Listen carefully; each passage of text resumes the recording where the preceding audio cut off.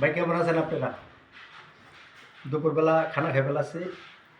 দেন দেশি মুরগি। তো এই মুরগিটা আসলে আমাকে বাড়ির না, মুরগিটা হয়েছে ঢাকা কেরানীগঞ্জ। আমার আমার খালা শাশুড়ি পাঠাইছে, হ্যাঁ মুরগি পালতো।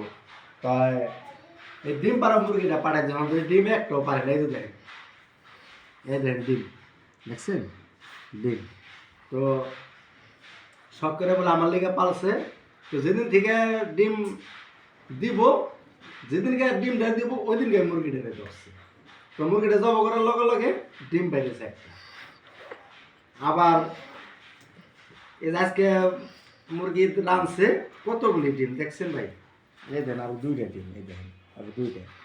এটা হলো আমার খালা শাশুড়ি শখ করে ছোটবেলায় থেকে মুরগিটা পাইলে বড় করে